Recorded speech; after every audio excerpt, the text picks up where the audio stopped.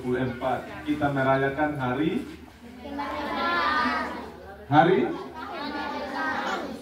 kemerdekaan negara Republik Indonesia. Indonesia itu apa? Bangsa ya, satu negara. Jadi seluruh orang Indonesia hari ini merayakan hari ulang tahun negara. Kapan dia merdeka Indonesia? Tahun berapa? Tanggal 17 bulan Agustus. Jadi tahun ini sudah berapa tahun Indonesia merdeka? Indonesia merdeka sudah berapa tahun? 79 tahun. Sebelum merdeka itu Indonesia di apa namanya?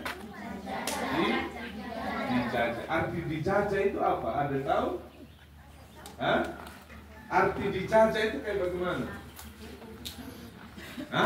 Dihukum. Arti merdeka itu apa? Bebas toh? Kalau dijajah berarti disuruh kerja. Dulu ada yang namanya itu kerja rodi misalnya. Jadi biar belum makan selama 1 minggu kerja terus. Itu dilakukan atau dijajah oleh bangsa Belanda, dijajah oleh bangsa apa lagi? Jepang, ada oleh bangsa Portugis. Negara-negara lain datang di Indonesia ini jajah sama bangsa Indonesia. Kita punya nenek-nenek moyang dulu itu dijajah. Dan jalan raya ini yang kita lewat ini, kita nenek moyang dulu itu yang mulai gali dulu baru pasang batu itu saat mereka dijajah gitu ya. Jalan raya misalnya, bandara, ada beberapa pekerjaan yang nenek moyang orang kerjakan tapi dalam keadaan dijajah. Dikerja apa? Disuruh kerja paksa. Jadi biar belum makan pagi. Kalau kita kan mau kerja, kalau banawa ya tahu abulan. Begitu toh kalau kita toh. Kalau tidak makan, kayak begini sudah mukanya. Kalau tidak makan, apalagi kalau suruh turun ke bawah, naik lagi ke sini pasti tidak mau toh. Tidak mau. Kalau zaman penjajahan, makan tidak makan, dorong tidak tanya lagi. Kau makan.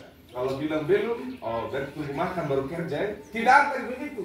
Kau sudah makan tidak ada lagi. Mau makan tidak makan, kalau suruh kerja kerja. Itu namanya penjajahan. Itu tadi saya bilang negara Belanda, Portugis atau ya Portugis, dari negara Jepang.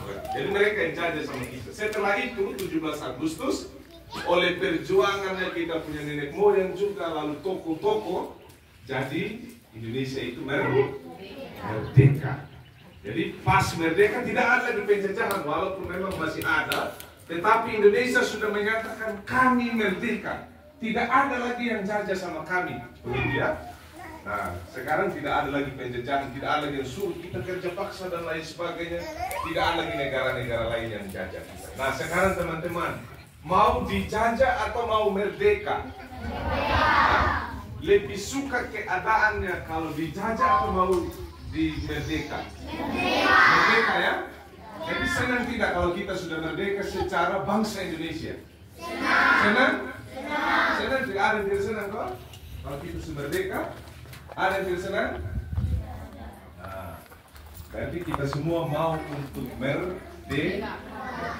Nah, sekarang mari kita buka Alkitab. Ada Alkitab? Tidak ada. Ada bawah. 1 Petrus pasal 1 ayat 18 dan 19. 1 Petrus pasal 1 ayat 18 dan 19. Sudah dapat? Ikuti saya baca ya. Bisa? Ya, ikuti saya baca. 1 Petrus pasal 1 ayat 18 dan 19. Sebab kamu tahu bahwa kamu telah ditebus dari cara hidupmu yang sia-sia, yang kamu warisi dari nenek moyangmu. Itu bukan dengan barang yang fana. Bukan pula dengan perak atau emas. melainkan dengan darah yang mahal, yaitu darah Kristus, yang sama seperti darah anak domba yang tak bernoda dan tak bercacat. Ya, 2 ayat saja. Saya baca sekali lagi. Sebab kamu tahu bahwa, jangan ikut lagi ya, saya saja dengar ulang saja. Sebab kamu tahu bahwa kamu telah ditebus dari cara hidupmu yang sia-sia, yang kamu warisi dari nenek moyangmu itu, bukan dengan barang yang fana, bukan pula dengan perak atau emas, melainkan dengan darah yang mahal, yaitu darah Kristus yang sama seperti darah anak domba yang tak bernoda dan tak bercacat. Ada yang bisa hafal? Ada? Ada yang bisa hafal tidak? Saya coba saya. Sebab kamu tahu bahwa kamu telah ditebus dari cara hidupmu yang sia-sia, yang kamu warisi dari nenek moyangmu itu, bukan dengan barang yang fana, bukan pula dengan perak atau emas, melainkan dengan darah yang mahal. Apa? Yaitu darah Kristus yang sama seperti darah anak domba yang tak bernoda dan tak bercacat. Saya hafal toh? Ya, karena saya pendeta. Ada yang bisa hafal? Tidak ada ya?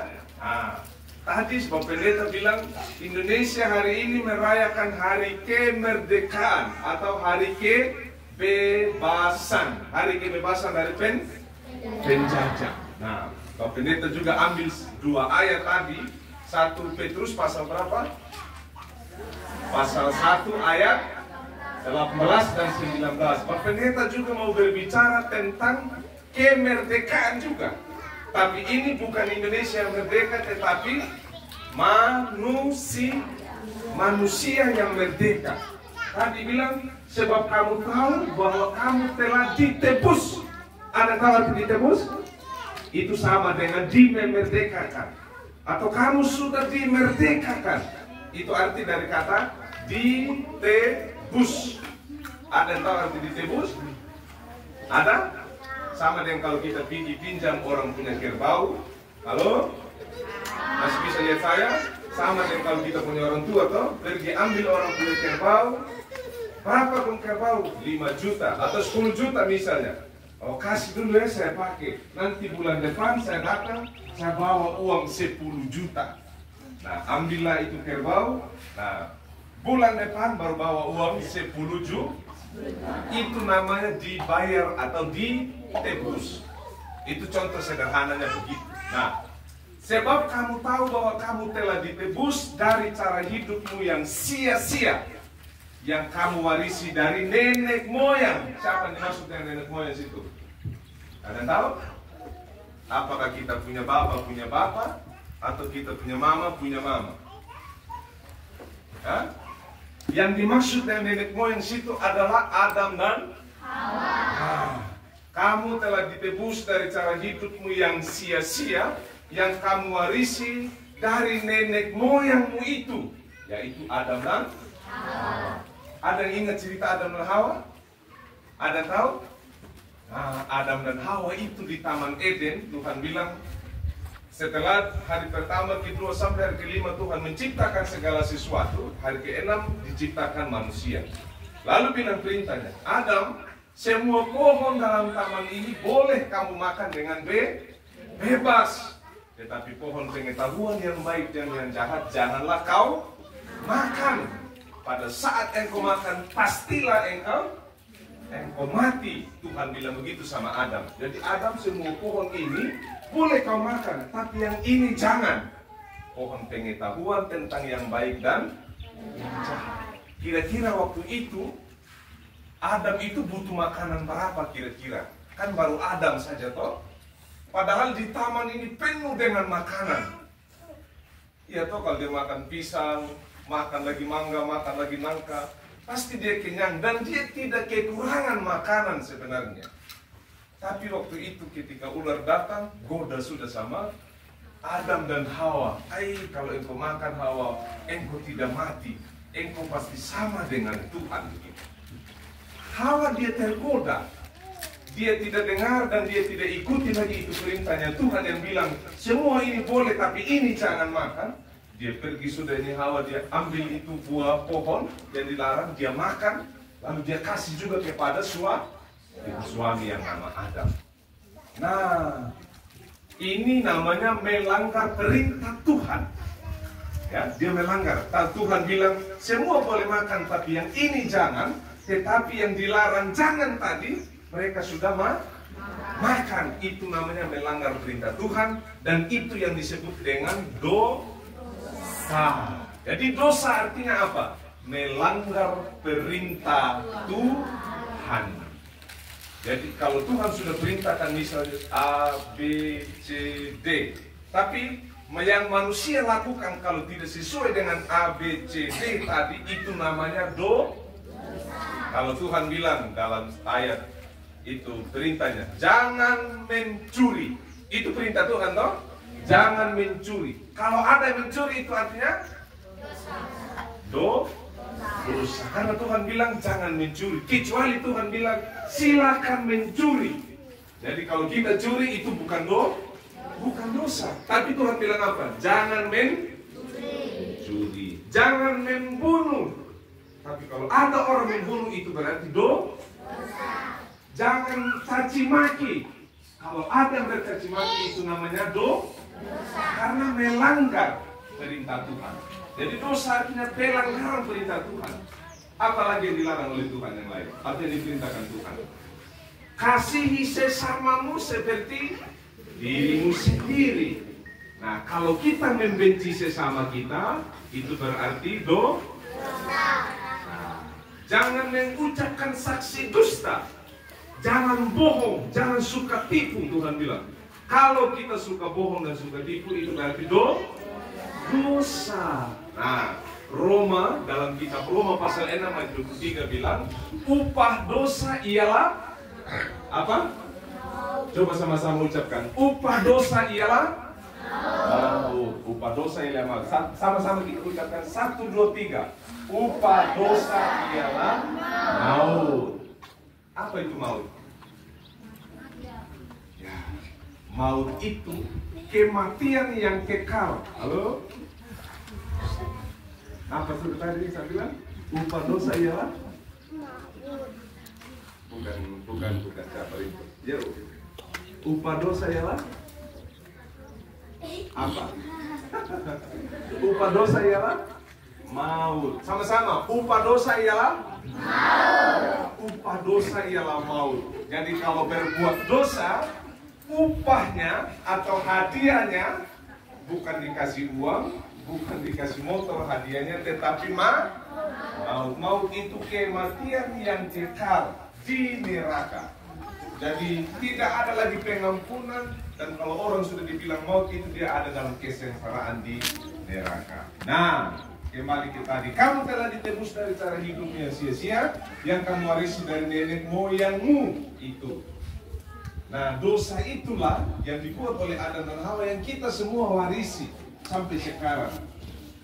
Begitu. Nah, kamu telah ditebus. Nah, dosa itu supaya manusia yang berdosa tidak masuk ke dalam maut tadi atau kebinasaan, ditebus oleh Tuhan.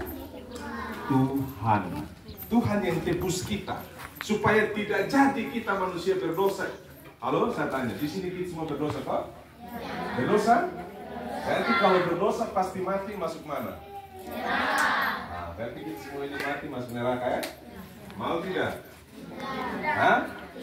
Kan tadi semua berdosa toh, pernah caci maki, pernah berdusta, pernah berbohong, tidak mengasihi sesama seperti diri sendiri. Berarti kalau mati masuk upah dosa kan bilang tadi maut. Berarti kita semua ini muka-muka orang yang siap masuk neraka semua. Iya toh? Karena kita semua berbuat dosa toh? Betul tidak? Tetapi karena begitu besar kasih Allah, Yohanes pasal 3 ayat 16, karena begitu besar kasih Allah sehingga dia mengaruniakan Anaknya yang tunggal supaya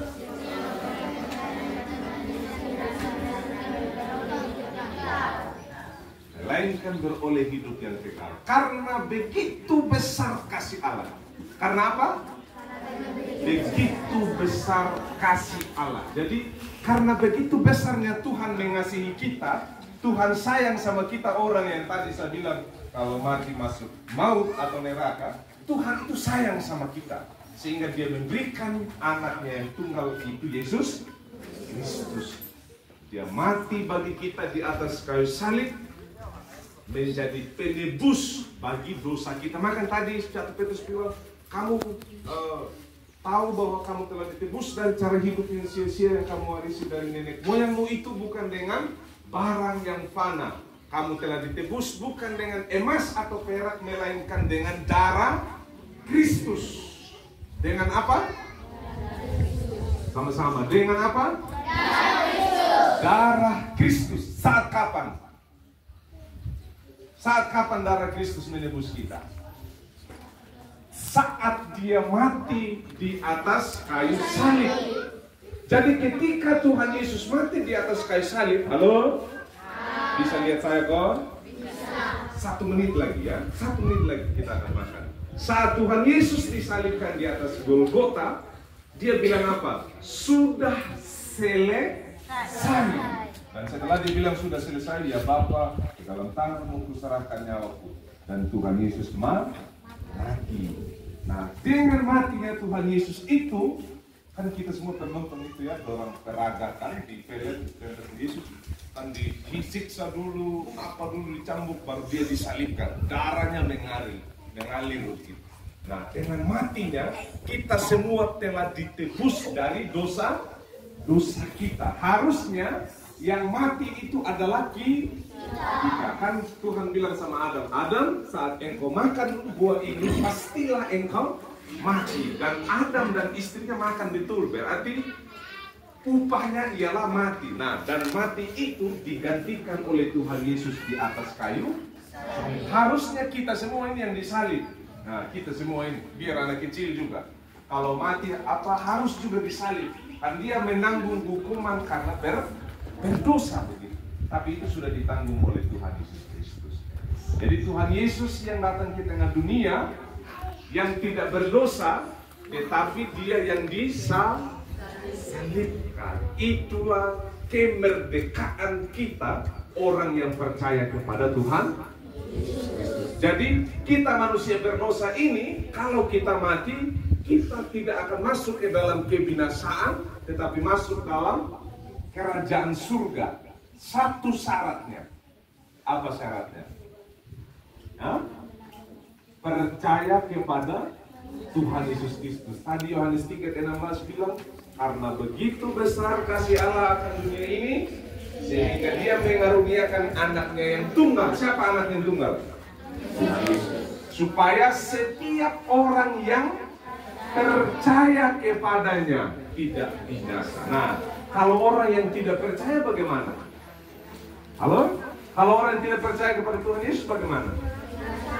Binasa. Tapi kalau orang yang percaya kepada Tuhan Yesus berarti tidak binasa, melainkan beroleh. Jadi kalau tidak percaya kepada Tuhan Yesus Kristus, itu masih dijajah terus oleh dosa, dan nanti kalau mati pasti maut. Sekali lagi saya tanya di sini, kalau ada yang mau mati tapi mau maut atau mau hidup yang kekal? Sama-sama. Kalau mati, apakah mau masuk dalam neraka atau hidup yang kekal? Syaratnya satu, apa? Percaya kepada Tuhan Yesus Kristus. Sama-sama katakan, percaya kepada Tuhan Yesus Kristus. 1, 2, 3.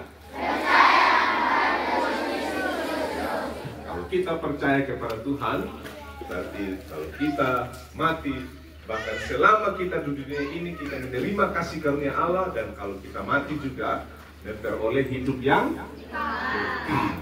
Nah, sedikit saya gambarkan, 1 menit lagi ya. Nanti kalau kita mati itu, kalau kita mati itu, begitu kita mati, memang kita punya tubuh ini masuk dalam tanah dan dia kembali kepada tanah. Tapi kita punya roh, roh itu yang membuat kita hidup ya. Jadi waktu Tuhan menciptakan Adam, dia bentuk dari tanah. Tanah itu belum bergerak. Dia tiup hidungnya Adam, masuk rohnya Tuhan dalam Adam, sehingga tanah tadi yang terbentuk yang macam patung hidup menjadi Adam gitu. Jadi orang kalau mati itu roh Tuhan dia ambil kembali, tinggal tubuh ini yang kembali kepada tanah. Nah, roh itu nanti kalau kita mati ada dua tempat, di neraka dan di surga. Orang yang hidup di surga itu dia hidup terus juga, tapi dalam kebahagiaan. Orang yang mati tapi masuk neraka juga dia hidup terus juga. Dia tidak mati juga rohnya, tetapi dalam kesengsaraan. Dia hidup terus juga rohnya, tapi dalam saat dia menangis di sana, dia kesakitan di sana, dia menderita juga sepanjang kehidupannya. Jadi ini yang kita mesti ketahui bersama supaya selama kehidupan kita percaya kepada Tuhan Yesus Kristus. Jadi kalau Indonesia sudah merdeka 79 tahun yang lalu, hari ini kita rayakan, kita juga sebagai orang percaya kepada Kristus juga merdeka. Ya, merdeka dari dosa, merdeka dari iblis, dan yang memerdekakan kita adalah Tuhan Yesus Kristus. Yo, sekali lagi kita hafal ayat hari ini. 1 Petrus pasal 1, ikuti saya. 1 Petrus pasal 1, ayat 18 dan 19. Sebab kamu tahu bahwa kamu telah ditebus. Dengar atau salah ya? Ulang. Dari cara hidupmu yang sia-sia, yang kamu warisi dari nenek moyangmu itu, bukan dengan barang yang fana, bukan dengan perak atau emas, melainkan dengan darah Kristus, yang sama seperti darah anak domba, yang tak bernoda dan tak bercacat. Itu dua ayat yang menjadi perenungan kita. Sekali lagi bahwa kita juga dimerdekakan dari dosa, dihindarkan dari maut yang adalah upah dosa, tetapi beroleh hidup yang kekal oleh darah Tuhan kita, Yesus Kristus. Demikian firman Tuhan, kiranya anak-anak semua kita makin terus percaya kepada Tuhan Yesus Kristus. Dan karena itu kalau kita sudah percaya kepada Tuhan Yesus Kristus, harus rajin sekolah minggu, supaya dengan firman Tuhan makin dekat dengan Tuhan Yesus Kristus. Bisa? Bisa? Bisa makin rajin datang sekolah minggu? Bisa. Yang sekolah minggu di pusat mana? Coba angkat tangan. Yang di pusat, di SD. Indah. Yang ikut ibadah sekolah minggu di SD, berapa orang? Indah. Banyak. Oke, kasih dulu. Nah, yang di Malau. Nah, berapa orang ini yang hadir? Sedikit saja. Minggu lalu bilang 2 orang saja yang datang. Tapi yang datang di gunung foto banyak. Minggu depan, hari Minggu besok semua datang ya. Yang di Kadengan. Nah, di Kadengan bilang hari Minggu yang lalu 4 orang saja. Tapi sekarang banyak. Besok datang ya. Dan seterusnya setiap kali kegiatan sholat minggu harus datang. Setiap hari Minggu itu jangan malas. Datang, mandi. Halo? Sebelum datang sekolah minggu, mandi, rapi, bawa Alkitab, lalu datang sekolah minggu. Jangan ada lagi tidur, pergi bermain di tempat lain, datang di tempat sekolah minggu. Bisa ya? Ya, Tuhan memberkati kita semua. Amin untuk firman Tuhan. Sekarang kita doa. Ya, mari kita nyanyikan satu lagu. Kita siapkan persembahan kita.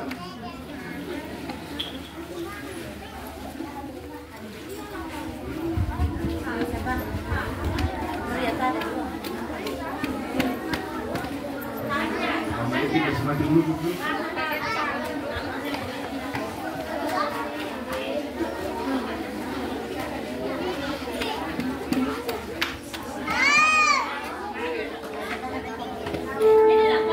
Kita menyanyikan lagu Ku Mau Cinta Yesus Selamanya.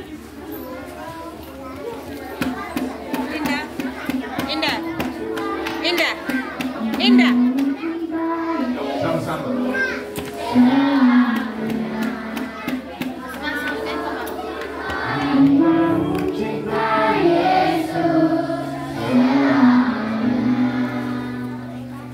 Maria.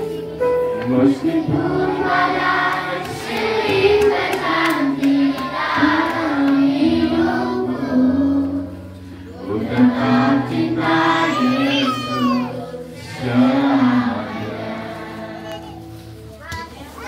Ya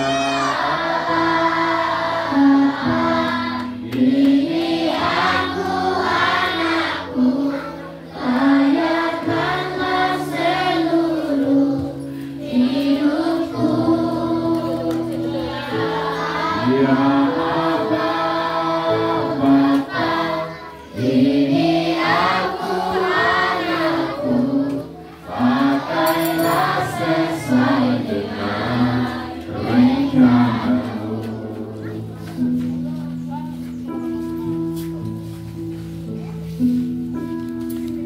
Ku mau cinta Yesus selamanya. Ku mau cinta Yesus selamanya.